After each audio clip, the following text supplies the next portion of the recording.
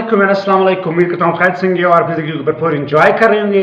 आज की जो मेरी वीडियो है वो केस के हवाले से है। क्या जिसको सबको पता है कि एक प्रोफेशनल डिग्री होल्डर्स का केस चल रहा है कोटा बलूचिस्तान में, जिसके हवाले से तमाम कैंडिडेट जो है वो थोड़े से परेशान है। उस हवाले से आपको गाइड करता चलूँ कि 9 यानी परसों जो है वो यानी आज 10 यानी जो 9 को जो है वो जो पेशी थी उसमें इसका एजुकेशन जो है वो वाशिम काकड़ साहब पेश हुए।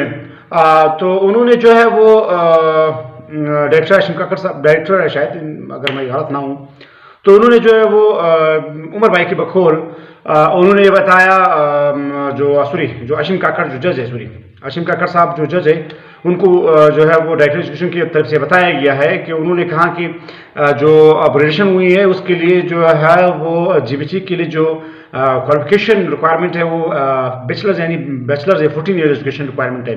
आप लोग एफएससी वाले को लगा रहे हैं, तो एफएससी वालों को आप ना लगाएं। तो इस हवाले से एजुकेशन डिपार्टमेंट की तरफ से जवाब आया कि वो ये तमाम जो प्रोसेस है ये जो है वो 2019 की पॉलिसी के मुताबिक हो रहा है और 2019 की पॉलिसी में जीबीटी के लिए जो है वो एफएससी जो है वो रिक्वायरमेंट है क्वालिफिकेशन, ठीक है। तो उस हवाले से जिस साहब ने कहा कि तो अभी अपग्रेड हो चुके हैं, तो उन्होंने कहा कि ये जो अपग्रेडेशन है वो एडवर्टाइजमेंट से बाद जब हमने एडवर्टाइजमेंट की उस टाइम अपग्रेडेशन नहीं हुई थी, लेकिन जो अपग्रेडेशन है वो एडवर्टाइजमेंट के बाद जो है वो हुई। तो लिहाजा हम जो है वो 2019 पॉलिसी के खिलाफ बिल्कुल नहीं जा सकते और हमने मन जो है वो 2019 की पॉलिसी के मुताबिक जो वो तमाम जो अपॉइंटमेंट है वो करनी है। उसके बाद जिन कैंडिडेट्स के पास एफएससी या एफएससी बेस पर लगेंगे उनके साथ जो है वो तब तक नए गेट पे रहेंगे जब तक वो अपने बैचलर्स मुकम्मल नहीं करते। बैचलर्स मुकम्मल करने के बाद उनकी जो अपग्रेडेशन है 14 पे हो जाएगी, लेकिन जिनके साथ एफएससी जो क्वालिफिकेशन है वो 9 पे रहेंगे, जिनके साथ बैचलर्स की क्वालिफिकेशन है वो अपग्रेड होंगे 40 पे अपग्रेड होंगे। तो लिहाजा हम 2019 पॉलिसी के खिलाफ नहीं जा सकते और हमें जो तमाम अपॉइंटमेंट जो 2019 पॉलिसी के मुताबिक जो है वो करनी है, जिसपे उन्होंने कहा कि आप जो है वो अपना काम जो है वो जारी रखें। और रही बात प्रोफेशनल और नॉन प्रोफेशनल के हवाले से जो है वो अदालत ने फिलहाल इस इशू को डिस्कस नहीं किया। अगली पेशी मेरे ख्याल से कमिंग मंडे को है और कमिंग मंडे को ये जो है वो आगे पता नहीं क्या होता है, वो आगे मंडे को पता चलेगा। लेकिन जहाँ तक इस केस की मैंने आपको बुनियाद बता दी, ये केस इतना कमज़ोर केस है कि बिल्कुल अगले 2 पेशियों में इंशाल्लाह ये केस जो है वो ख़त्म हो जाएगा। और जो कैंडिडेट की परेशानी के लिए एक और चीज़ मैं बता दूं, इस केस का जो है वो डीआरसी के प्रोसेस से कोई ताल्लुक नहीं। डीआरसी जारी है, हो रही है मुख्तलिफ डिस्ट्रिक्ट की और मुकम्मल जोर शोर से जो है वो मुख्तलिफ डीआरसीज मुकम्मल हो रही है और फाइनल स्टे बन रही है। इस केस का उन डीआरसीज पे कोई वो नहीं है, ना ऑब्जेक्शन है, ना स्टे ऑर्डर्स है, ना इसको डीआरसी का जो प्रोसेस है अभी तक रुका है। डीआरसी का प्रोसेस इसी तरह चल रहा है, जोर शोर से चल रहा है। तमाम डिस्ट्रिक्ट की कलात की भी कल हुई है, इसी तरह पुलिस डिस्ट्रिक्ट की डीआरसी तकरीबन ऑलरेडी मुकम्मल भी हो चुकी है।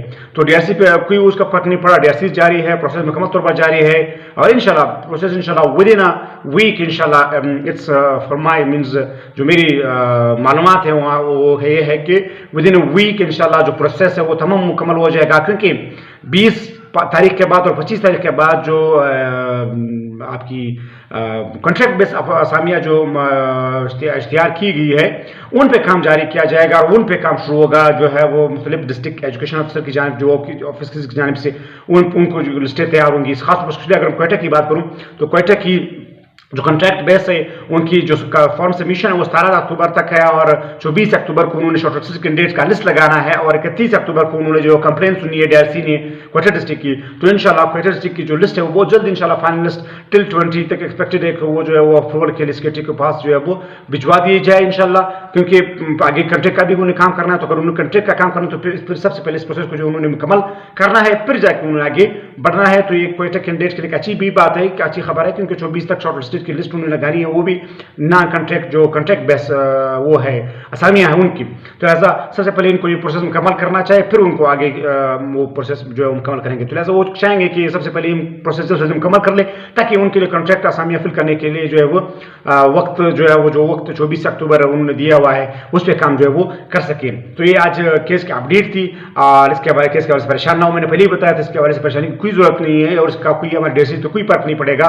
और इंशाल्लाह एक सिंपल सा केस है, इंशाल्लाह बहुत जल्द 1-2 पेशियों में इंशाल्लाह हो जाएगा और स्मूथली हल होगा। ये भी बता रहा हूँ, ये भी मैं कंफर्म बता रहा हूँ, क्योंकि ऐसा चीज़ें वाज़ेह हैं पॉलिसी में, एडवर्टाइजमेंट में, तो इसमें कोई मसला दरपेश नहीं होगा। मज़ीद अगर आपके कोई क्वेश्चन हो तो आप हमसे कमेंट सेक्शन में पूछ सके। तब तक अल्लाह हाफ़िज़, bye bye and take care and stay.